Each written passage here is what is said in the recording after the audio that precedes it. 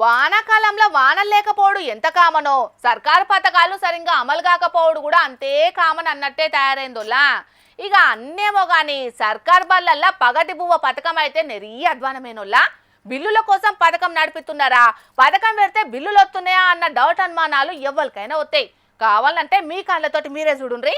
గిన్నెలా అడుగుకున్న Sharjah ఇన్ని నీళ్లు పోతే ఎట్లుంటదో అంతకు అటు ఇటే ఉన్నది కదా ఈ కంచాలల్ల నీళ్ళ షారు.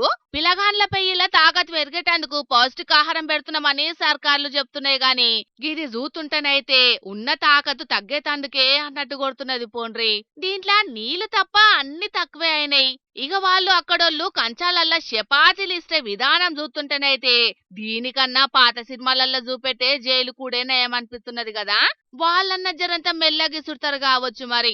ఉత్తరప్రదేశ్ రాష్ట్రం సీతాపూర్ దిక్కున్న సర్కార్ బల్లే పగటి బువ్వ కార్యాన్ని ఇంత పగడ్బందీగా అమలు చేస్తున్నది అక్కడి సర్కారు. రొట్టె తినేటందుకు కూరలు పెడతారు గాని నీళ్ళల్ల చారు పోసి పేద పిల్లగాండ్ల ఆరోగ్యాలతోటి పైలా పచ్చి సాడుకుంటున్నారు అక్కడి పగటి బువ్వ కాంట్రాక్టర్లు.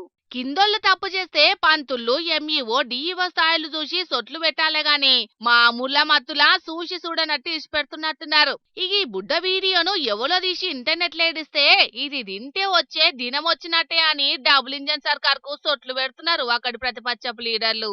వీడియోను ఇర్గమర్గ తిప్పుకుంటా పోషకాహారం కాదు ఇది ఇషపు ఆహారం అనుకుంటా మండిపడుతున్నారు పిలగాండ్ల అమ్మా నాయనలు. ఈయనకిట్లుంటే ఉత్తరప్రదేశ్ దిక్కు తొవ్వలు సరిగ్గా లేక పిలగాండ్లు ఎంత గోస పడుతున్నారో చూడుండ్రి. వామ్మో జర్రంతా అటు ఇటు అయినా పెద్ద పరేషానే కదా. అసలుకే నీళ్లు రువ్వడి మీద వస్తున్నాయి.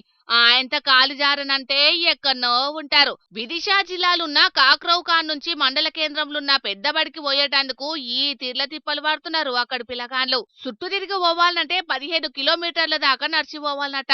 ఈ తోవాలనేమో బయటవ నది మీద ఏళ్లకెంచి సాగిన బ్రిడ్జ్ పనులు నడుమంత్రాన ఆగినాయట. ఇక కిలోమీటర్ల దూరం తిరగలేక ఇట్లా డేంజర్ తోవల ప్రయాణాలు చేస్తున్నారు. ఇప్పుడు జప్పున తిప్పలు తీరవాలనని ఒక్క తీరుగా దండాలు పెడుతున్నారు. అధికారులు లీడర్లు చూస్తున్నారు కదా బడి పిల్లగాండ్ల గోసలు ఎట్లున్నాయో. ఇప్పటికన్నా తేరుకొని బ్రిడ్జి ఓపితే బడి చదువులు సాగుతాయని అనబట్టిండ్రు అక్కడి దిక్కు జనాలు.